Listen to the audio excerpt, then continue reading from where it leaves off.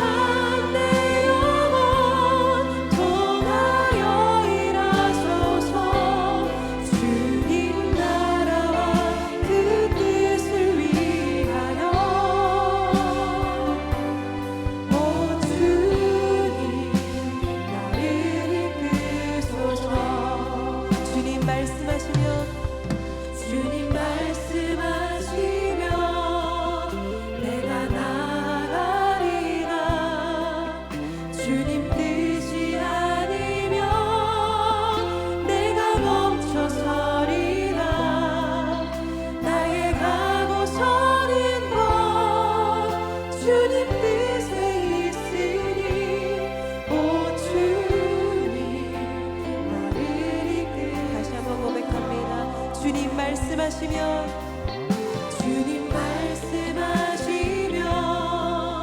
내가 나가리라. 주님 뜻이 아니면 내가 멈춰서리라. 나의 가고 서는 것 주님 뜻에 있으니, 오 주님 나를 뜻하신 그곳에, 뜻하신 그곳에 나 있기 원합니다. 이끄시는 대로 순종하며 살리니, 연약한 내 영혼 통하여 일하소서. 주님 나라와 그 뜻을 위하여. 뜻하신 그곳에, 뜻하신 그곳에 나 있기 원합니다. 이끄시는 대로 순종하며 살리니, 연약한 내 영혼 통하여 일하소서. 주님 나라와 그 뜻을 위하여. 오 주님, 오 주님 나를 이끄소서. 오 주님 나를 이끄소서. 오 주님 나를 이끄소서. 우리 영원한 인도자 되신 주님 앞에 감사와 영광의 박수 올려드립니다. 아멘.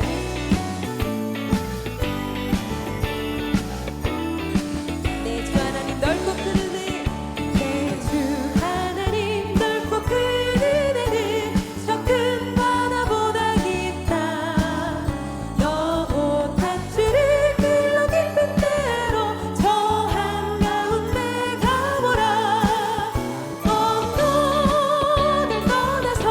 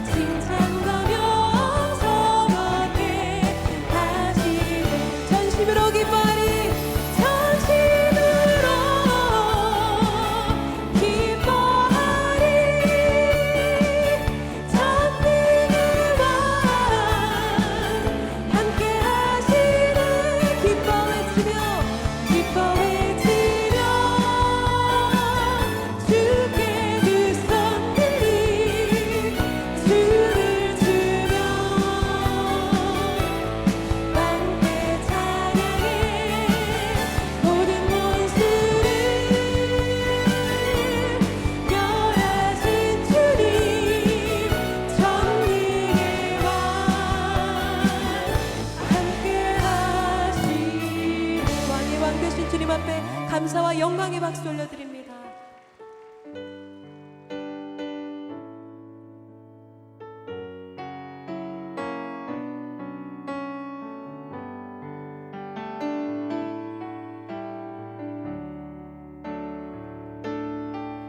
오직 주의 사랑에 매여 내 영 기뻐 노래합니다.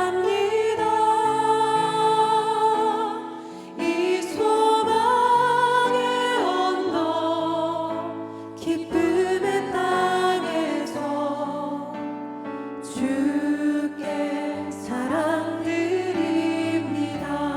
오직 주의 임재 안에 오직 주의 임재 안에 갇혀 내 영 기뻐 찬양합니다. 이 소명의 언덕 거룩한 땅에서 주께 경배드립니다. 주께서 주신 모든 은혜, 주께서 주신 모든 은혜, 나는 말할 수 없네.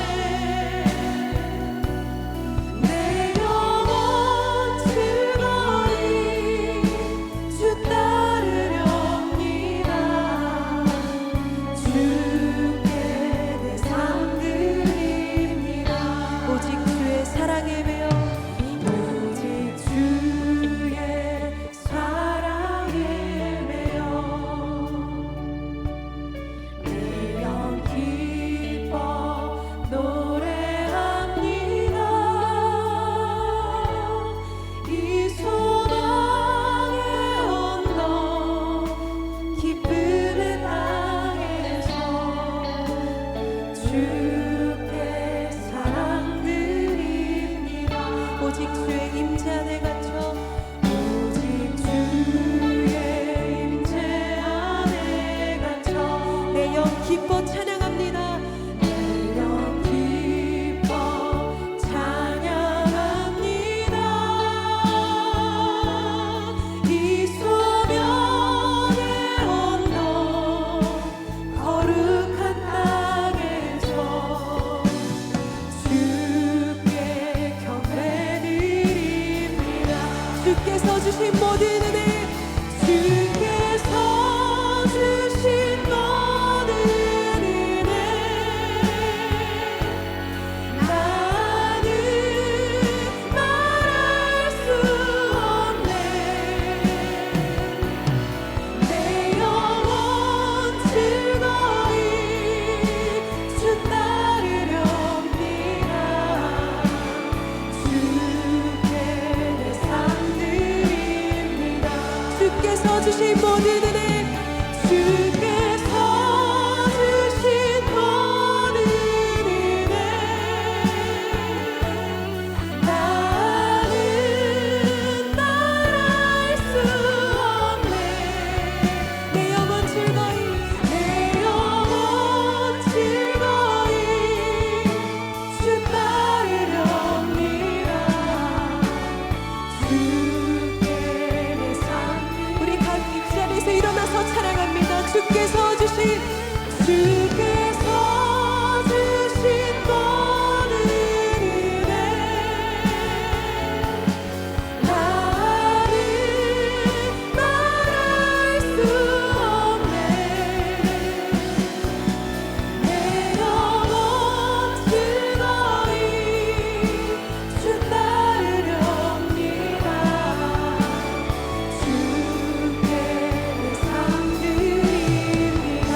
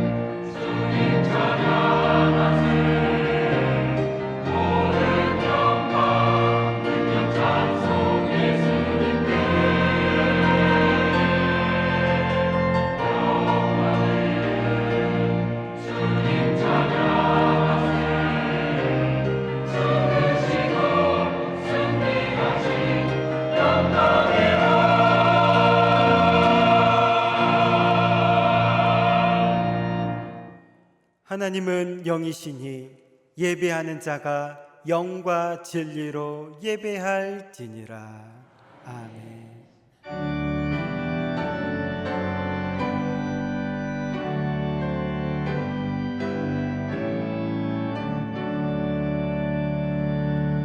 거룩 거룩 거룩 전능하신 주여 천지 만물 모두 주를 찬송합니다. 거룩 거룩 거룩 전능하신 주여 성삼일체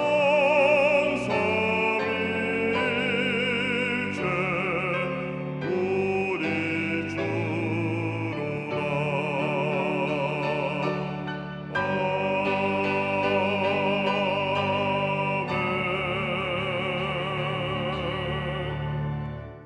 전능하사 천지를 만드신 하나님 아버지를 내가 믿사오며 그 외아들 우리 주 예수 그리스도를 믿사오니 이는 성령으로 잉태하사 동정녀 마리아에게 나시고 본디오 빌라도에게 고난을 받으사 십자가에 못 박혀 죽으시고 장사한 지 사흘 만에 죽은 자 가운데서 다시 살아나시며 하늘에 오르사 전능하신 하나님 우편에 앉아 계시다가 거기로부터 산자와 죽은 자를 심판하러 오시리라. 성령을 믿사오며 거룩한 공교회와 성도가 서로 교통하는 것과 죄를 사하여 주시는 것과 몸이 다시 사는 것과 영원히 사는 것을 믿사옵나이다. 아멘.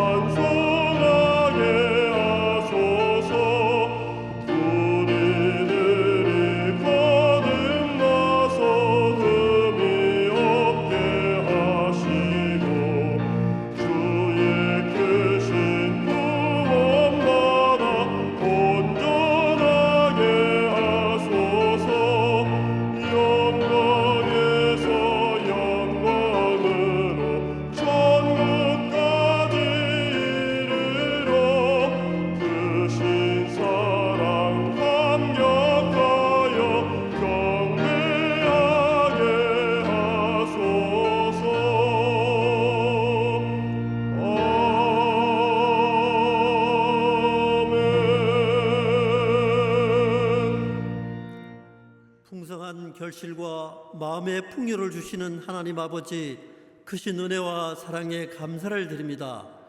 지난 여름 만물이 생육하기에 더없이 좋은 계절과 알맞은 여건을 주심으로 풍요로운 결실을 앞두고 기쁨으로 산 제사 드리게 하심에 더욱 감사를 드립니다.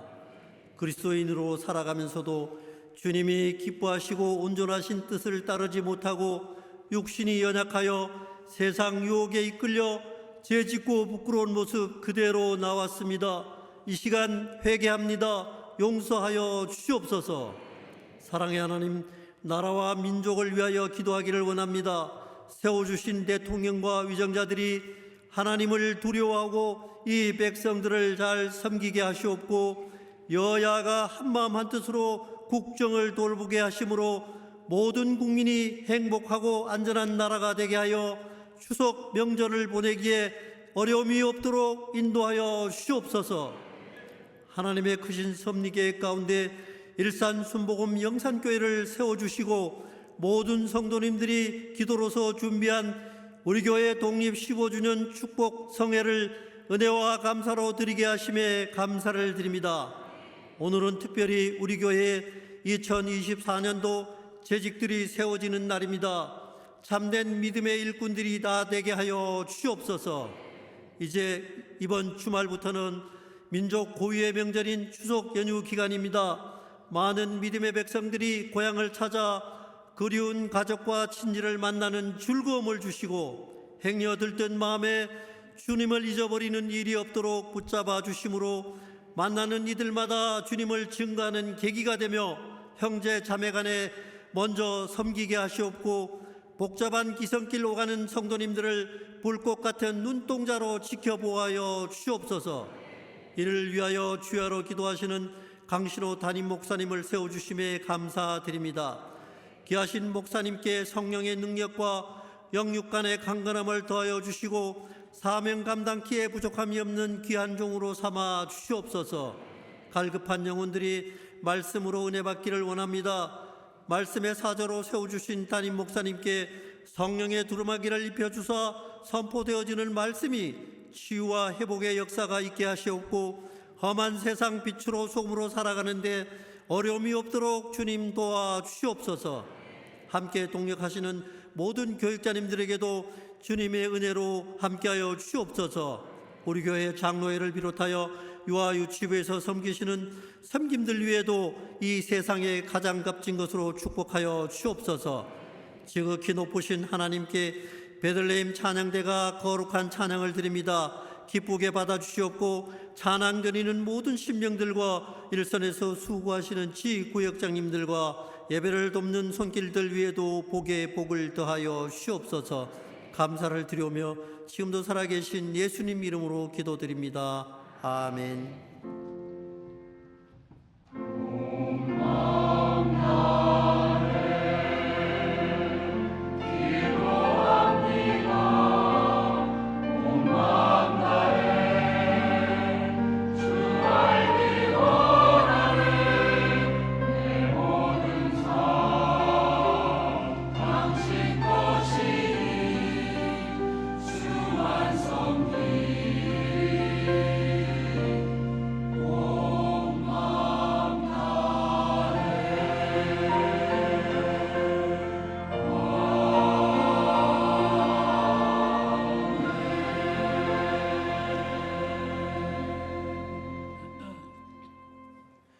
오늘 은혜 받으실 하나님의 말씀은 출애굽기 14장 1절에서 9절 말씀입니다.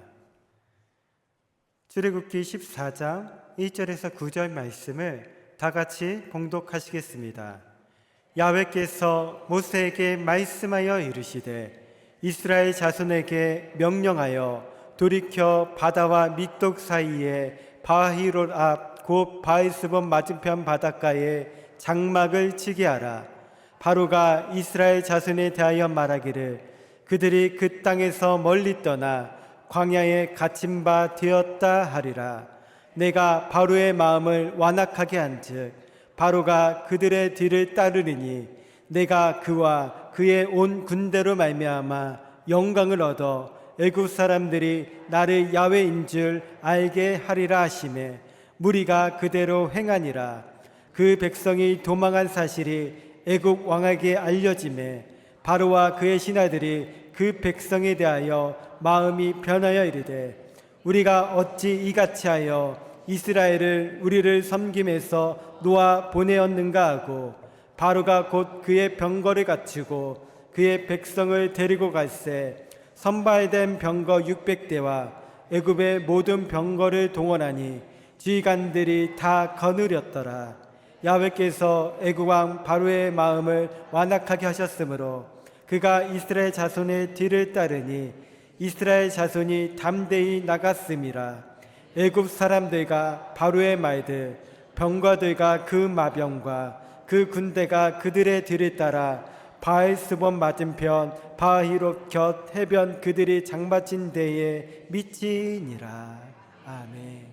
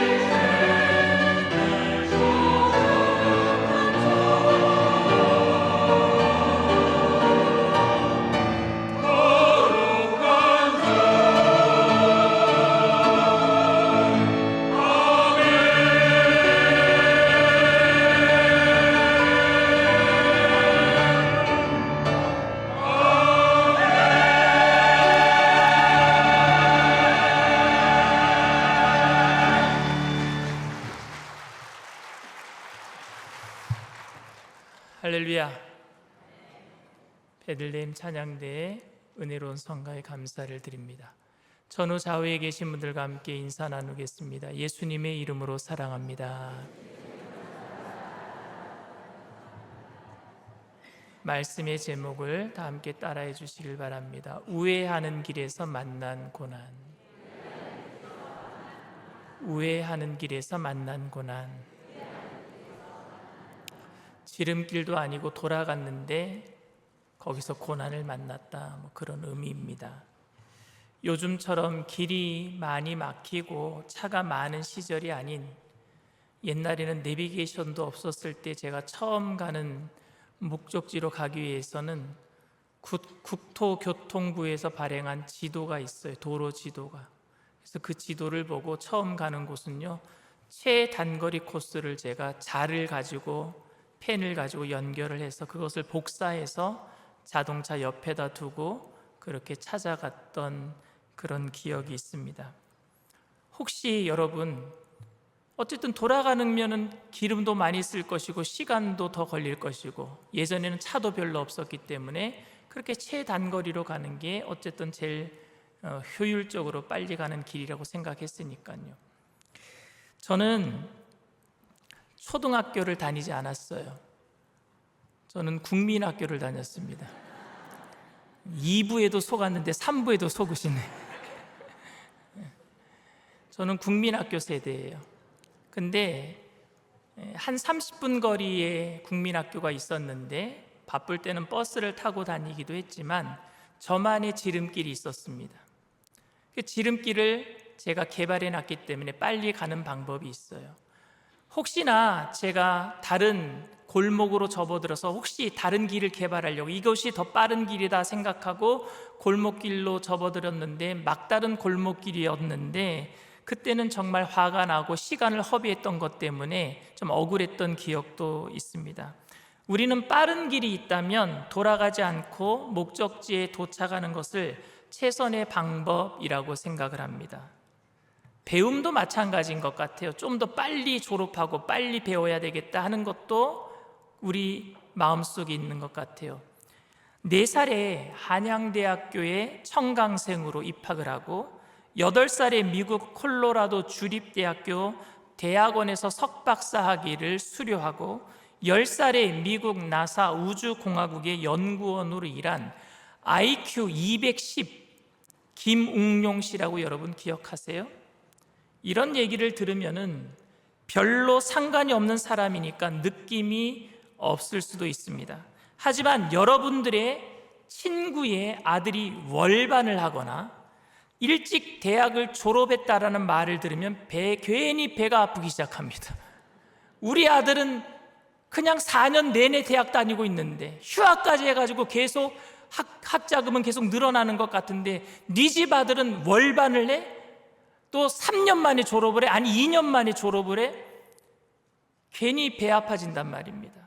저도 저보다 나이가 어린, 신학교도 저보다 늦게 졸업하고 학번도 저보다 더 느리고 나이는 저보다 한참 어린 사람이 저보다 큰 목회를 하고 있으면 배가 아파질 것 같아요. 사람들은 다른 사람들이 자기보다 잘하는 것을 못 참는 것이 아니라 자기보다 빨리 성공하는 걸 못 참는 것 같아요. 선배가 잘하는 것은 견딜 수 있는데 후배가 잘하는 것은 못 견디겠고, 나보다 일찍 시작한 사람이 먼저 목적지에 도착하는 것은 괜찮다라고 이해하는데 늦게 시작한 사람이 나보다 먼저 목적지에 도착한 것을 보면은 괜히 자존심이 상하고 그것 때문에 괜히 조급함이 느껴진단 말입니다. 하지만 빨리 가는 것이 언제나 최선이 아님을 인정하는 것은 특별히 하나님의 사람들에게 굉장히 중요한 일이겠다 싶습니다. 하나님의 주권을 인정하고 영원한 하나님의 나라를 소망하며 살아가는 사람들이라면 이 세상에서 빨리 가는가가 중요한 게 아니라 내가 어디로 가고 있는가가 더 중요하지 않겠습니까? 방향보다 속도보다 뭐가 중요해요? 방향이 중요한 것 같아요. 모든 사람들이 빨리 가는 것을 최선이라고 생각해서 다급하게 움직이는 이 세상 속에서 믿음의 사람들은요, 무엇과 싸워야 되느냐? 영적 싸움은 모든 세상의 빠름 속에서 본질을 놓치지 않는 싸움이 저는 영적 싸움이라고 생각을 합니다. 세상 사람들이 빨리 성공하는 것 같으니까 나도 그 길로 가야 되겠다, 본질을 놓쳐버리는 거잖아요. 그거와 싸워내는 것, 내가 지금 어디로 가고 있는가, 본질을 찾아내기 위한 싸움이 우리의 싸움, 신앙의 여정 아니겠는가 생각합니다. IQ 210의 천재 김웅용 씨도 결국 그 빠름 속에서 본질을 놓치고 있었던 것을 알게 되었고, 결국 그는 기계처럼 과제를 풀어내는 일만 하고 있는 자기 자신을 발견하게 돼요.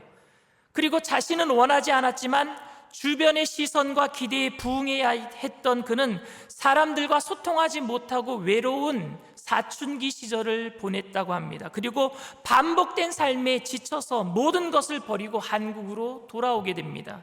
그리고 그는 세상에 과도한 관심을 피해서 지방으로 내려갔고요, 나사 연구원에서 지방 일반 회사의 회사원으로 취직을 하게 되었고, 그때 그는 이런 말을 했습니다. 사람들이 만든 천재라는 틀에서 벗어나 하고 싶은 일을 하면서 살고 있는 현재가 가장 저는 행복합니다, 이런 얘기를 했어요. 한국 사람들은 전 세계에서 가장 급한 민족이라고 소문나 있어요. 제가 프랑스 파리의 식당에 갔는데 그 식당 사람들이 제가 한국 사람인 거를 알고 저한테, 프랑스 사람들은요 절대 영어로 얘기해도 영어로 대답 안 해요. 프랑스 말로만 대답합니다. 그렇게 자존심이 강한 사람들이 한국말을 하더라고요. 빨리빨리. 이 얘기는 어떻게 그렇게 알아들었는지, 누가 가르쳐줬는지. 이런 조급함 속에서 긴장하면서 현재를 우리는 살아가고 있습니다. 그런데 오늘 본문에 나오는 이스라엘 백성들이 약속의 땅 가나안으로 가는 길이 지름길이 아닌, 직선으로 가는 길이 아닌 돌아가는 길이었어요. 왜 하나님께서는 최단거리 코스를 선택하지 아니하시고 돌아가는 길을 선택하셨을까요? 이스라엘 백성들은 하나님의 기적을 통해서 지금 드디어 애굽을 탈출하게 되었습니다. 하지만 바로가 이스라엘 백성들이 사흘길 가는 곳에서, 그 거리에서 하나님께 예배드리고 오라고 했거든요. 모세도 그렇게 바로에게 부탁을 했단 말입니다. 그러니까 이스라엘 백성들이 그 사흘길 동안에 더 도망가려면은, 그리고 바로가 다시 잡으러 오겠다라는 가능성을 알고 있다면 이스라엘 백성들은 빨리 지름길을 통해서 애굽을 벗어나야만 하는 것 아닙니까? 바로의 마음이 변하기 전에, 바로의 군대가 더 쳐들어오기 전에 이스라엘 백성들은 하루빨리 애굽을 벗어나야만 하는 겁니다. 이스라엘이 애굽에서 동쪽으로 이동하는 게 지름길이에요. 그래야지 애굽의 국경에서 가나안 땅 접경까지 약 400km거든요. 이게 가장 빠른 길입니다. 동쪽 그 길이 가장 빠른 길이에요. 모세가 200만 명의 장정들을 데리고 하루에 25km씩만 걸으면 돼요. 우리가 하루 25km씩 걸으면은요 지쳐요. 근데 모든 사람들을 다 데리고 짐을 가지고 출발하니까 25km씩만 걸으면 보름쯤 지나서 16일 만에 도착할 수 있는 거리가 가나안 땅입니다. 그런데 모세는요 그쪽 길을 선택하지 아니하고 남쪽 길로 갑니다. 모세는 그 길로 가면 안 된다는 것을 너무나도 잘 알고 있었어요. 모세는 40년 동안 미디안 광야에서 목동 생활을 했던 사람입니다. 광야가 어떤 곳인지, 사막이 어떤 곳인지 잘 알고 있었던 사람입니다. 그러니까 남쪽으로 가면 안 되는 겁니다. 이런 말도 안 되는 일을 지금 모세가 하고 있는 거예요. 인간의 상식과 이성으로 생각해 본다면 남쪽으로 가면 절대 안 되는 겁니다. 왜냐하면 거기에는 길이 없어요. 가나안으로 가는 길이 없단 말입니다. 아니나 다를까 그들이 그 길에 들어선 지 얼마 지나지 않아서 모세와 이스라엘 백성들은요 최대의 위기를 맞이하게 됩니다. 애굽의 10가지 재앙 중에 마지막 재앙이 모든 장자들을 죽이는 재앙이었습니다. 바로는요 거기에 항복하고 말았어요. 하나님이 바로에게 항복을 얻어내기에 충분했습니다. 하지만 완악한 바로는요, 이스라엘이 떠난 이후에 남쪽으로 향하고 있다라는 그 소식을 접하게 되었어요. 그리고 그들이 더 이상 오도 가도 못한다라는 소식을 알게 되었습니다. 자신의 구겨진 자존심을 되찾고 애굽의 경제적인 자원인 노동력을 확보하기 위해서 200만 명이나 넘는 그 장정들이 그동안은요, 돈 한 푼 안 주고 애굽을 위해서 일했던 사람들 아닙니까? 그런데 그들이 다 나가버렸잖아요. 그 노동력 확보를 위해서 제일 먼저 전차부대 600대를 먼저 보내고 후속 부대가, 전 부대가 그 이스라엘을 잡으러 출발하는 겁니다. 동쪽으로는 여러분 홍해 바다가 놓여 있고요, 북쪽에서는 애국 군대가 지금 내려오고 있고요, 남쪽으로는 끝없는 사막이 펼쳐져 있는 막다른 골목에 이는 자살내기와 같은 것이었어요. 이때 이스라엘 백성들은 원망했습니다. 출애굽기 14장 11절 말씀입니다. 그들이 또 모세에게 이르되 애굽에 매장지가 없어서 당신이 우리를 이끌어내어 이 광야에서 죽게 하느냐? 어찌하여 당신이 우리를 애굽에서 이끌어내어 우리에게 이같이 하느냐? 어찌 보면 저는 이런 원망이 당연하다 싶습니다. 하지만 그들을 그곳으로 인도하신 분이 모세예요? 아니잖아요. 하나님이시잖아요. 왜 하나님께서는 이스라엘 백성들을 동쪽 지름길 최단거리 코스가 아닌 남쪽으로 오게 하셔서 궁지에 몰리게 하셔서 애굽의 사냥감이 되게 하셨느냐 말입니다. 저는 오늘 그 이유를 세 가지를 여러분들과 함께 생각해 보기를 원합니다. 첫 번째는 출애굽기 13장 17절에 그 이유가 나와 있습니다. 다 같이 읽습니다. 바로가 백성을 보낸 후에 블레셋 사람의 땅의 길인 가까울지라도 하나님이 그들을 그 길로 인도하지 아니하셨으니 이는 하나님이 말씀하시기를 이 백성이 전쟁을 하게 되면 마음을 돌이켜 애굽으로 돌아갈까 하셨음이라. 전쟁을 하기에는 아직 이들은 전쟁의 준비가 되어 있지 않아. 그들은 한 번도 전쟁을 해본 경험이 없는 사람들이야. 전쟁을 준비시키기 위해서는 광야로 돌려야 돼. 전쟁 준비하기 위해서는. 그러니 동쪽 길로 가면 안 되는 거야. 동쪽 길로 가면은요, 국경 수비대가 있어요. 애굽의 국경 수비대를 통과한다고 할지라도 당시에 용사라고 불렸던 블레셋 군대들을 만나야 돼요. 그 블레셋 군대를 통과한다고 할지라도 가나안의 칠족들을 만나야 된단 말입니다. 그러니 애굽 백성들을 상대도 안 되지만 블레셋은 더 상대도 안 될 것이고 전쟁 준비가 안 된 사람들이에요. 그들은 노예 생활만 400년 동안 했어요. 그래서 전쟁을 해본 경험이 없었단 말입니다. 그래서 광야로 돌려보냈다라는 이유예요. 여러분, 근데 저는 이 이유가 석연치가 않아요. 하나님께서 전쟁을 하면 전쟁 준비가 안 돼 있는 이스라엘 백성들이 다시 애굽으로 돌아갈까 봐 광야의 길을 선택했다. 전쟁 준비시키려고. 그런데 저는요, 이스라엘 백성들이 40년 동안 광야에서 전쟁 훈련 받았다라는 기록을 성경에서 찾아보질 못했어요. 그들이 전쟁을 얼마나 많이 했습니까? 전쟁은 딱 한 번밖에 하지 않았어요. 아말렉과의 전투. 그 전투밖에 없었어요, 광야에서는. 근데 아말렉과의 전투를 여러분 한번 생각해 보십시오. 모세가 손을 들면 이기고 모세가 기도의 손을 내리면 지는 전투였어요. 그거는 이스라엘의 군사력과는 상관없는 전투였습니다. 하나님이 하시는 전투였단 말입니다. 그러니 무슨 전쟁 훈련을 했다는 겁니까? 애굽의 막강한 전차 부대를 물로 휩쓸어 버리시고 여리고의 그 막강한 그 성을요, 함성으로 무너뜨리시는 하나님의 기적만 있으면 되는데 무슨 전쟁 훈련을 하겠다라는 겁니까? 전쟁을 하면은 마음을 돌이켜 애굽으로 돌아갈까 봐 그래서 전쟁 훈련 시키려고, 그 이유는 아닌 것 같습니다. 그렇다면 하나님께서는 왜 40년 동안 광야 훈련을 통해서 이스라엘을 거기에서 훈련시켰겠습니까? 하나님의 훈련의 목적은 적을 물리치는 방법, 군사훈련을 시키는 것이 아니라 하나님을 더 의지하는 법을 가르치는 법을 이 광야에서 훈련하신 줄 믿습니다. 그들은 광야 생활을 통해서 아주 강해진 것이 아니라 사실은 하나님의 강함을 아주 생생하고 절실하게 경험함으로써 가나안 땅에 도착하게 되었을 즈음에는 이미 가나안 모든 족속을 물리칠 수 있는 강력한 군대가 된 것이 아니라 하나님 없으면 우리는 못합니다, 하나님이 오늘도 우리를 도와주셔야만 합니다라고 하는 고백 공동체가 된 줄 믿습니다. 마찬가지로 저는 우리가 이 땅에서 받는 고난이 우리를 강하게 만든다라고 보지 않습니다. 다시 말해서 힘든 세상을 믿음으로 이겨내기 위해서는 연단을 통해서 담대함과 용기를 가지는 강함을 만들어내는 것이 아니라 고난을 당할 때마다 예전에 당한 고난으로 인해서 이것쯤이 하는 마음으로 고난을 통과해버리는 것이 아니라 여전히 그 고난 앞에서 마음이 무너지고 연약함으로 인해서 두려움이 들어오지만 그럼에도 하나님을 붙잡겠다라는, 하나님의 강함을 붙잡겠다라는 그 의지의 결단이 우리에게 더 생기게 될 줄 믿습니다. 고난을 통해서 우리는요, 강해지는 게 아니라 강한 하나님을 붙잡게 된단 말입니다.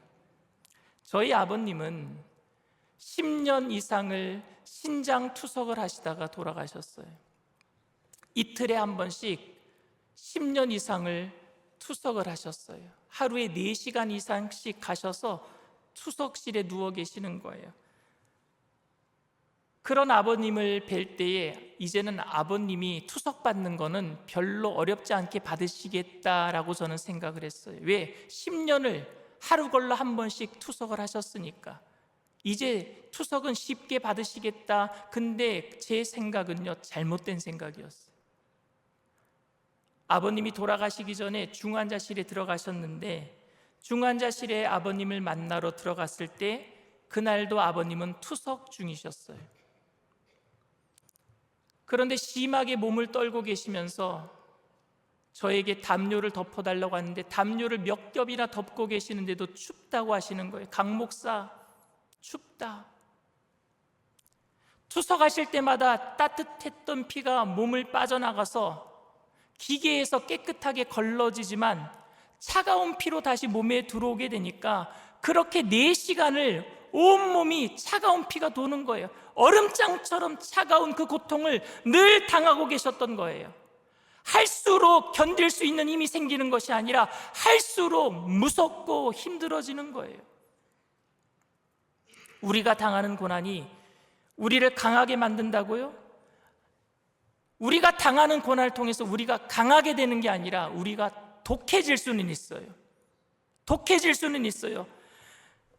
시험이, 고난이 우리를 독하게 만들지만 그 독해지는 것은 고난이 두렵기 때문에 내가 독해지는 것이지 이길 수 있는 강함이 아니란 말입니다. 내가 다시는 이런 고난을 당하지 않아야 된다는 마음으로 이를 악물게 될 수 있을지는 모르겠지만 고난을 반복해서 당할 때 고난을 많이 당해보니까 이제 문제없이 나는 그 이 고난을 맞이할 수 있다는 말이 아니잖아요, 여러분. 하나님께서 저와 여러분들을 강하게 하기 위해서 고난을 주시지는 않습니다. 오히려 하나님께서는 고난을 통해서 우리의 연약함을 깨닫게 하시고 하나님을 더욱 의지하도록 만드시는 줄 믿습니다.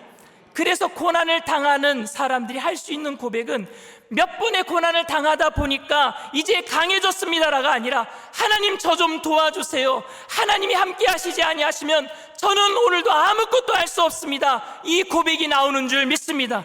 고난은 사람을 강하게 만드는 것이 아니라 강함이 되시는 하나님을 붙잡게 만드는 것이니까요. 그러니까 이 백성이 전쟁을 하게 되면은 마음을 돌이켜 애굽으로 돌이킬까 하셨음이라는 이 말씀은 그러니까 군사훈련 시켜서 강하게 만들겠다는 말씀이 아니라 전쟁에 대한 두려움이 생길 때마다 강한 하나님을 붙들게 만드는 의지의 결단을 만들겠다는 그 말씀인 줄 믿습니다.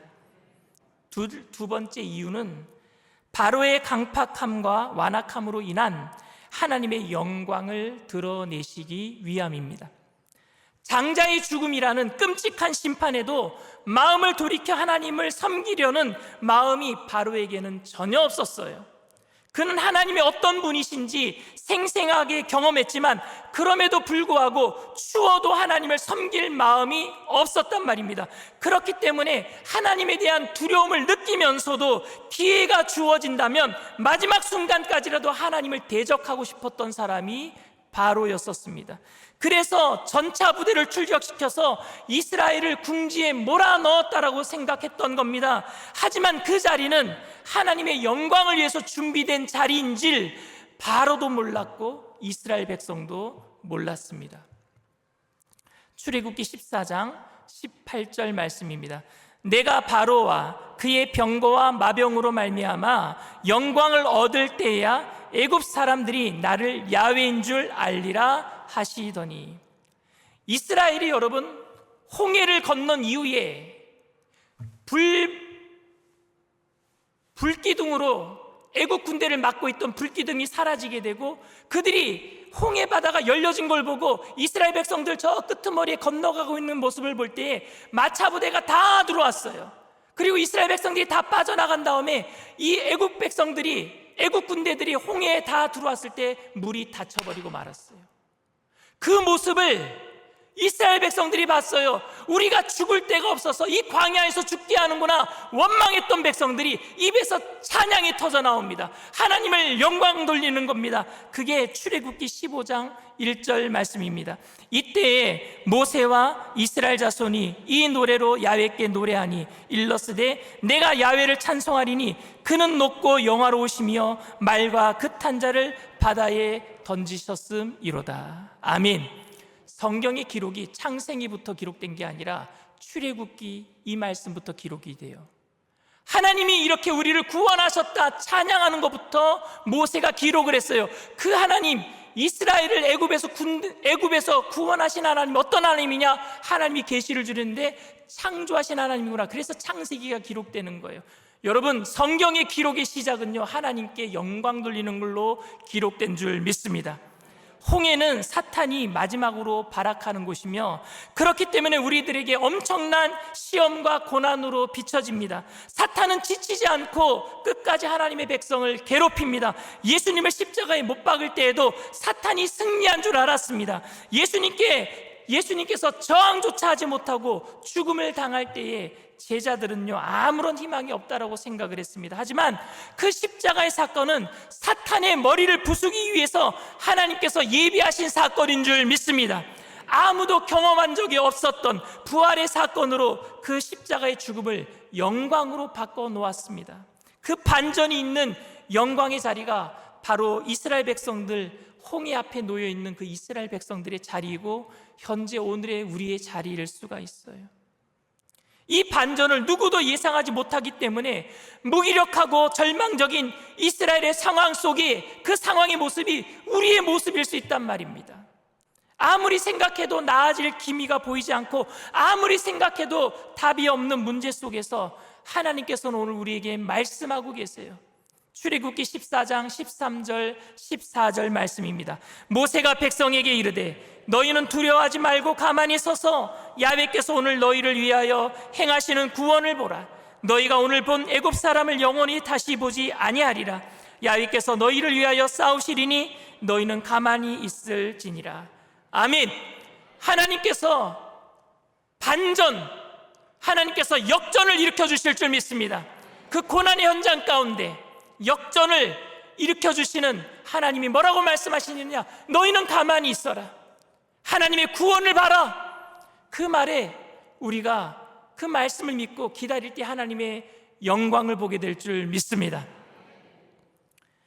마지막 세 번째 이유는 이스라엘로 다시 애굽으로 돌아가지 못하도록 과거와 현재를 구분짓는 그 사건으로 홍해를 건너가게 하신 거예요. 다시는 홍해를 건너서 애굽으로 돌아가지 못하도록 너희는 이제 더 이상 애굽 사람이 아니다. 세상 사람이 아니다. 홍해를 건너왔으니까 이제 하나님의 사람이다. 하나님의 백성이 되었다. 과거로 돌아가지 못하도록 강으로 막아버리는 거예요. 바다로 막아버리는 거예요. 이 일에 대해서 사도 바울은요 이스라엘 백성들이 전체 침례를 받은 사건으로 기록하고 있습니다. 고린도전서 10장 1절에서 2절 말씀입니다. 형제들아 나는 너희가 알지 못하기를 원하지 아니하노니 우리 조상들이 다 구름 아래에 있고 바다 가운데로 지나며 모세에게 속하여 다 구름과 바다에서 침례를 받고. 고린도전서 10장 말씀은 고린도 교회에 음행을 행하던 사람들을 고린도 교회에 음행을 행하는 사람들에게 사도 바울이 경고한 말씀이에요. 여기서 사도 바울은요 이스라엘 백성들이 홍해를 건너는 사건으로 애굽의 과거를 청산하고 하나님의 백성으로 사는 사람들이 마땅한 것이 아니냐라고 얘기하면서 어떻게 하나님을 믿는 백성들이 세상을 떠났으면은 침례를 받았으면은 예수 그리스도의 법으로 살아야지 왜 세상으로 다시 돌아가느냐? 우리는 홍해를 건너온 사람들이다. 다시는 홍해를 건너갈 수 없다. 구분짓는 사건으로 얘기하고 있다라는 거예요. 그런데 고린도 교인들 중에 우상을 섬기는 사람들이 보이기 시작했어요. 그때 사도 바울은요, 우리는 다시 애굽으로 돌아갈 수 없는 사람들이야 라고 얘기하고 있는 거예요. 홍해 사건은 이스라엘 백성들이 하나님의 백성의 정체성을 갖는다라는 사건입니다. 다시는 그 세상으로 돌아갈 수 없는 성스러운 백성이 되었다라는 거예요. 이제 이스라엘 백성들은 애굽의 법으로 사는 것이 아니라 하나님의 법으로 살아야 된단 말입니다. 이스라엘 백성들이 홍해를 건넌 다음에 바로 어디로 갔습니까? 시내산에 갔어요. 시내산에 가서 무엇을 받습니까? 율법을 받아요. 율법은 여러분 구원받기 위한 법이 아니라 율법은 하나님의 백성으로 살아가는 법이에요. 구원받은 하나님의 백성, 그래서 성민법이라 그럽니다. 성스러운 하나님의 백성이 지켜야 될 법말입니다. 구원받았기 때문에 이제는 우리는 세상으로 돌아갈 수가 없어요. 홍해를 건넜기 때문에 우리는 애굽으로 돌아갈 수 없는 겁니다. 우리는 더 이상 종이 아니라 하나님의 자녀이며 세상의 법에 얽매인 사람이 아니라 진리의 법, 생명의 법으로 우리는 자유함을 누리는 하나님의 백성이 된 줄 믿습니다. 사랑하는 성도 여러분, 우리가 돌아가는 길이라고 할지라도, 우회하는 길이라고 할지라도 하나님의 임재와 하나님의 인도하심을 확실하게 경험할 수 있는 길이라면 그 길이 복된 길이고 그 길이 훨씬 안전한 길인 줄 믿습니다. 우리가 이 땅을 살아가면서 예수 그리스도를 나의 주로 고백하고 나의 생명으로 고백하고 그분이 나를 영원한 하나님의 나라로 인도하신다라는 믿음을 가지고 있다라면 남들이 더 빠른 것 같고 그래서 조급함이 생길지라도 주님을 더욱더 붙들기 위해서 살아가는 신앙이 우리 안에 있어야 될 줄 믿습니다. 그 노력이 있어야죠. 우리의 삶 속에 빨리 가는 것이 인생의 성공이라고 말할 수는 없지만 그렇다고 천천히 가는 것도 인생의 성공이라고 말할 수도 없습니다. 하지만 우리의 인생 속에 하나님이 예비하신 그 길은 낭비가 없는 줄 믿습니다. 억울함이 없는 줄 믿습니다. 합력해서 선을 이루실 줄 믿습니다. 그런데 아직은 내가 왜 이런 궁지에 몰려야 하는지 그 이유를 알 수 없고 이 길이 정말 나에게 유익한 길인지 알 길은 없지만 홍해 사건이 이스라엘 백성들에게 이처럼 유익했다면 저와 여러분들에게 지금 돌아가는 길처럼 보이는 이 길도 틀림없이 유익한 길인 줄 믿습니다. 영원한 하나님 나라를 바라보면서 살아가는 사람들에게 이 땅에서 얼마나 빨리 갔는지는 중요하지 않습니다. 내가 지금 이루고 있을 때가 아닌 것 같고 출발이 남들에 비해서 늦어져서 지름길이라도 있다면 찾아내어서 빨리 뒤쫓아가고 싶은 조급함이 있을 때 왜 하나님께서 이렇게 지체하시는지, 아니 오히려 왜 내 발목을 지금 붙잡고 계시는 것 같고 내가 감당하기 힘든 일처럼 많은 일들이 벌어지는 것을 하나님이 만드시는 것 같을 때 우리는 꼭 기억해야 합니다. 고난을 통해서 내가 강해지는 것이 아니라 내가 더 연약합니다. 하나님 없으면 나는 아무것도 할 수 없습니다. 하나님을 더 붙드시는 여러분들 되기를 바랍니다. 그리고 그 고난을 통해서 반전, 역전이 일어나서 하나님의 영광을 찬양하는 날이 오는 것을 바라보게 되기를 바랍니다. 그리고 우리가 어떤 고난 속에서도 세상과 구별된 사람이라는 사실을 잊지 아니하고 세상으로 다시 돌아가지 않기 위해서 하나님을 향해서 전진해 나가시는 저와 여러분들 다 되시기를 주님의 이름으로 축원을 드립니다. 이 시간 말씀을 생각하시면서 잠시 묵상으로 기도해 주시기를 바랍니다. 오늘 저희 교회에 처음 나오신 분이 계십니까? 세상에서는 성공했다는 사람들이 있고 그 성공을 위해서는 어떻게 살아라, 성공하는 비법에 대한 책들이 많이 나와 있어요. 근데 결국은 그 성공도 유효기간이 있는 성공이고 결국에 또 다른 절망이 몰려오는 것은 이 세상입니다. 세상에서 느낄 수 있는 것은 잠시 잠깐의 기쁨이에요. 근데 영원한 기쁨은 주님 따라가는 그 생명의 길 속에 있는 줄 믿습니다. 내가 곧 길이요 진리요 생명이니 나로 말미암지 않고는 아버지께로 올 자가 아무도 없다고 하셨어요. 여러분들이 지금 조금 돌아가는 것 같지만 주님께서 여러분들에게 보여주시는 그 길 속에 참된 생명이 있고 행복이 있고 그리고 주님의 즐거움이 있는 줄 믿습니다. 나도 주님 따라 그 길 가게 되기를 원합니다. 주님 손 붙잡고 영원한 천국까지 담대하게 살게 되기를 원합니다. 나의 강함이 되어 주시옵소서. 저는 연약하지만 주님이 나의 강함이 되어 주시옵소서. 내가 예수 믿고 그 길 가기를 원합니다 하시는 분들은 믿음을 가지고 그 자리에서 일어나 주시길 바랍니다. 인터넷상에서 TV상에서 예배 드리는 그 자리에서도 어느 곳에서 예배를 드리셨든지 믿음을 가지고 일어나 주시기를 바랍니다.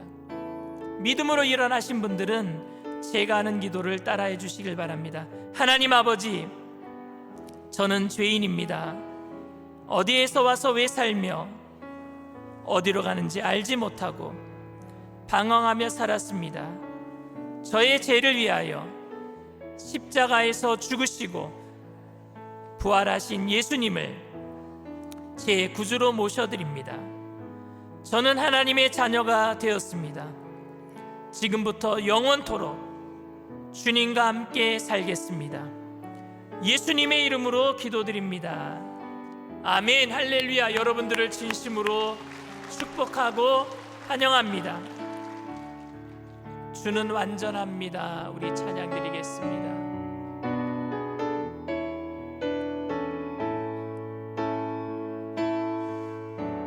주여, 우린 연약합니다. 우린 오늘을 힘겨워합니다.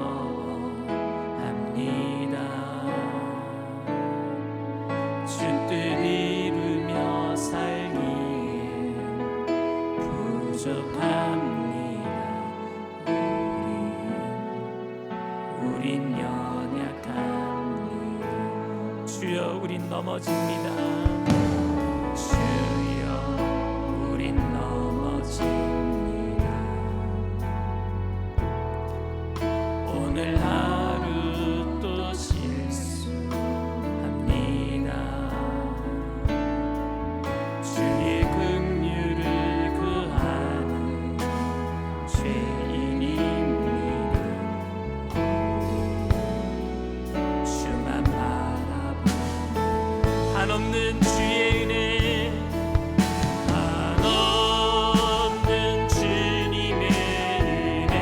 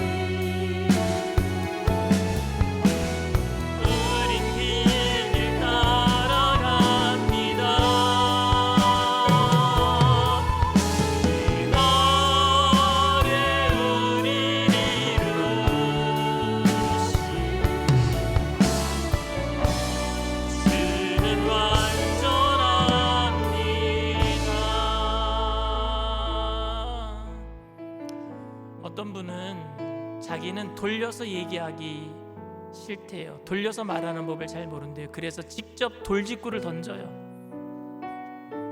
근데 그 말이 사람들에게 상처가 될 때가 많습니다. 인간은 너무 크고 깊은 죄성이 있어서 그 돌직구 같은 진실을 감당하기에는 너무 벅찬 경우가 많아요. 너무 밝은 진실은요, 너무 눈부시기 때문에 넌지시 보여줘야 할 때가 있습니다. 햇빛을 바라보지 못하고 그냥 가리고 보는 것처럼 말입니다. 예수님도 비판하는 돌직구를 던지신 적이 없으셔요. 현장에서 간음하고 현장에서 잡혀온 그 여인에게 요한복음 8장 11절에 나도 너를 정죄하지 아니하노니 다시는 가서 죄를 짓지 말아라. 돌려 얘기했어요. 어떤 분은 저한테 얘기해요. 목사님, 저분 못 알아들으니까 직접 얘기해 주셔야 됩니다. 아니요, 돌려서 얘기해야 될 때가 있어요.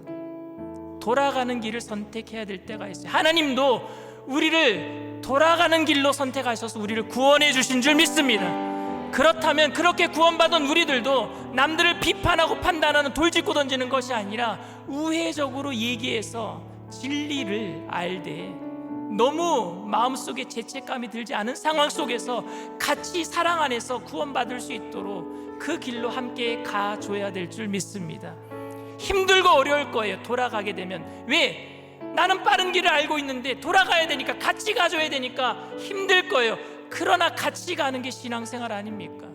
천국 나 혼자 가는 게 아니라 우리 모두 같이 가야 될 줄 믿습니다. 가족들도 같이 가야 되고, 우리 교인들 함께 가야 되고, 우리 이웃들도 함께 가야 될 줄 믿습니다. 예수님은요, 원수까지 같이 가자고 하셔요. 하나님, 그런 마음을 내가 품게 하여 주시옵소서. 하나님의 이 깊으신 뜻을 깨닫고 성령 충만함으로 이 길을 잘 견뎌내고 갈 수 있도록 하나님 우리에게 영광을 보여 주시옵소서. 역전의 하나님 우리에게 용기를 더하셔서 주님의 강함을 날마다 붙들게 하여 주시옵시고, 세상으로 돌아가지 아니하고 천국 가는 그 길을 계속해서 잘 달려가게 하여 주시옵소서. 우리 주님 세 번 부르고 통성으로 간절히 기도합니다. 주여, 주여, 주여. 할렐루야. 사랑하는 풍성하신 하나님 아버지, 주님의 늘 감사합니다. 주님과 함께 가기를 원합니다. 주님과 함께 동행하기를 원합니다. 그 길 따라 나가기를 원합니다. 내가 하나님 돌아가는 길이지만, 힘들고 어려운 길이지만 주님과 함께 동행한다면 주님의 영광을 보게 되고 주님을 더욱더 의지하고 세상과 단절된 그 길 속에서도 주님과 함께 주님 한 분만으로 만족하며 이기며 살게 될 줄 믿사오니 성령님 우리에게 힘을 더하여 주시옵소서. 성령님 환영합니다. 인정합니다. 모셔드립니다. 의지합니다. 바람같이 불같이 생수같이 임하여 주셔서 모든 사람들 머리부터 발끝까지 기름 부어 주시옵소서.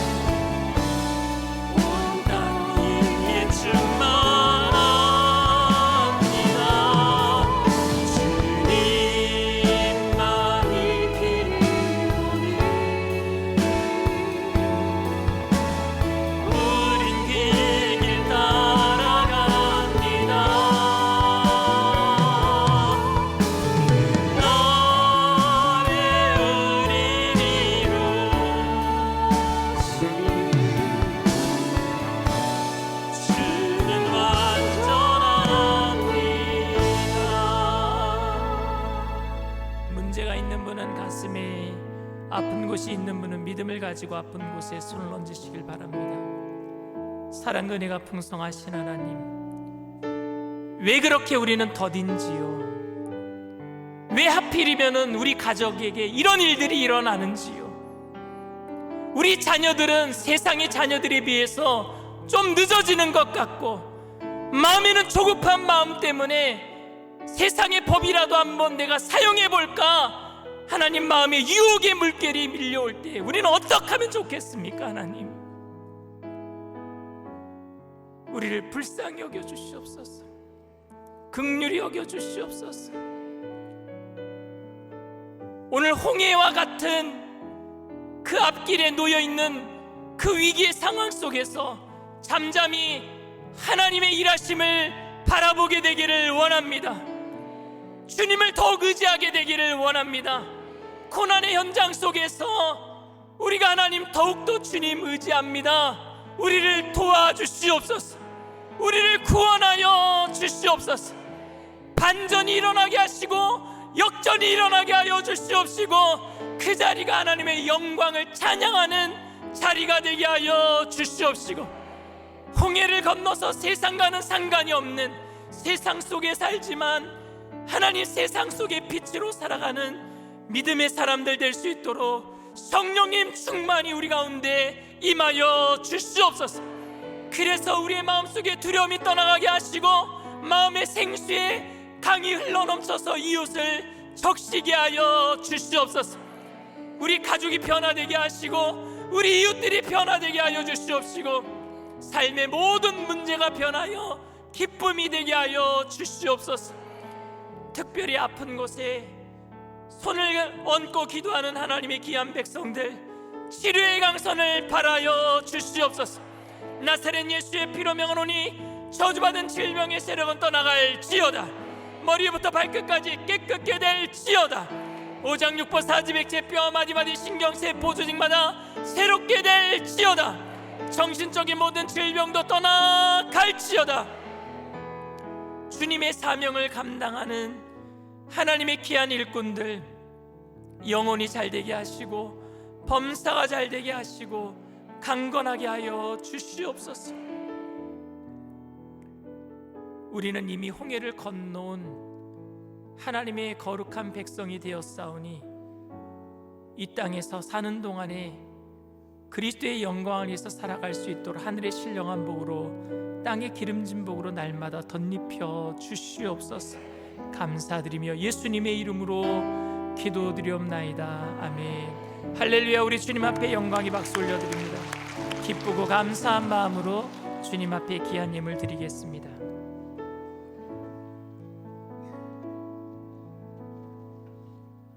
참으로 좋으신 아버지 하나님, 은혜와 사랑을 감사합니다. 오늘도 거룩한 주일을 주시고 3부 예배로 불러주시어 은혜 받게 하시니 감사합니다. 오늘도 귀하게 쓰시는 담임 목사님 단위에 세우시고 생명의 말씀, 은혜의 말씀, 진리의 말씀으로 은혜 받게 하시니 더욱더 감사합니다. 오늘도 말씀의 은혜에 감사해서 정석권 예물을 드리기를 원하오니 우리의 손길을 인도하여 주시옵소서. 예수님의 이름으로 감사하며 기도하옵나이다. 아멘.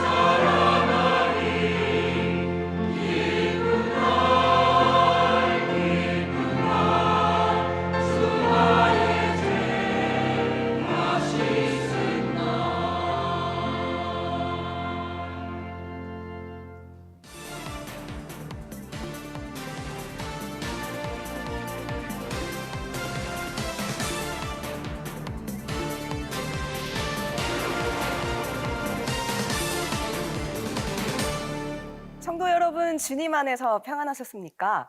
9월 둘째 주 FGTV 뉴스입니다. 일산 순복음 영산교회 독립 15주년 축복성회가 4일 이영훈 목사를 강사로 개최됐습니다. 첫 소식 심지혜 리포터가 전해드립니다. 올해 일산 순복음 영산교회는 소망의 이유가 넘쳐나는 교회라는 비전 아래 예수의 소망과 선한 영향력을 지역사회에 힘써 전하고 있습니다. 특별히 이날은 영산교회의 교회 창립일로 축복성회는 성도들에게 큰 은혜이자 교회의 생일잔치가 됐습니다. 일찍부터 성도들이 예배의 자리에 나와 기도로 준비했고 영산교회의 시대사명 감당과 부흥을 소망했습니다. 날마다 부흥하는 교회란 주제로 설교한 이영훈 목사는 기도에 최선을 다하는 성도들이 될 것을 강조했습니다. 사도행전교회가 날마다 부흥한 비결은 기도에 최선을 다하는 교회이기 때문에 부흥한 것입니다.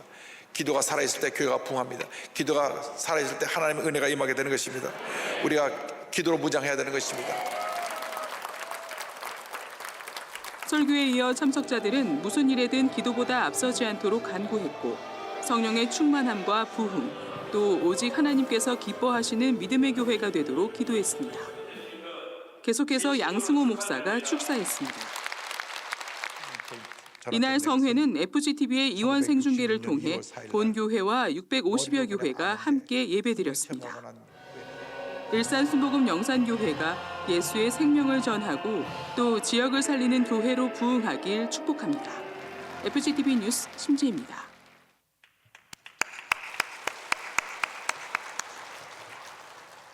2024년 재직 임명 예배가 오늘 오후 3시에 대성전에서 있습니다. 가을학기 어린이 성품학교 학생을 모집합니다. 신청 기간은 9월 20일 금요일까지이며 자세한 사항은 주보를 참고해 주시기 바랍니다. 하나다 교학교 도서관을 위한 책을 기증받습니다. 신간 위주의 신앙서적뿐만 아니라 다양한 영역의 책을 기증받습니다. 대상은 전 연령대입니다. 성도님들의 많은 참여를 바랍니다.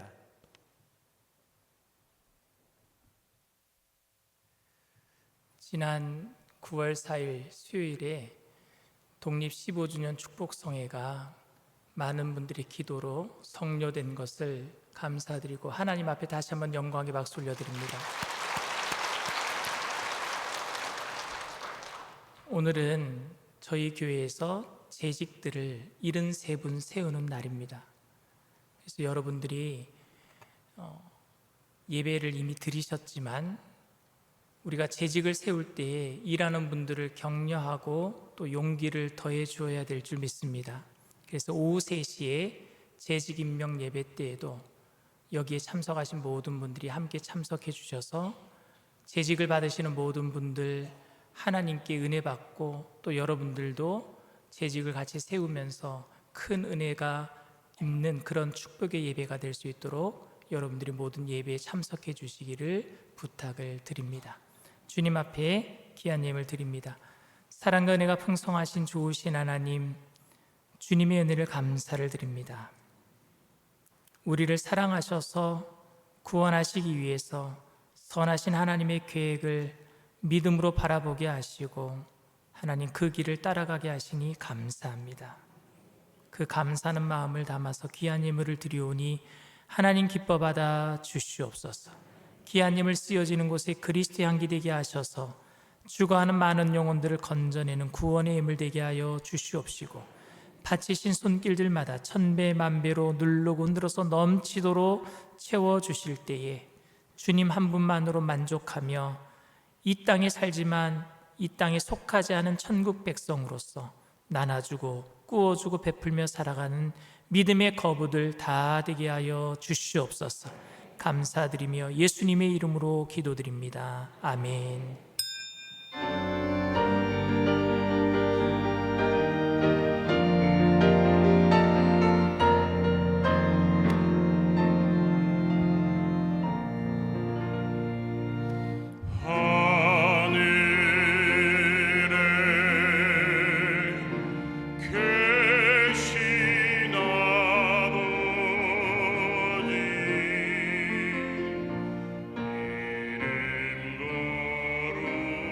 거룩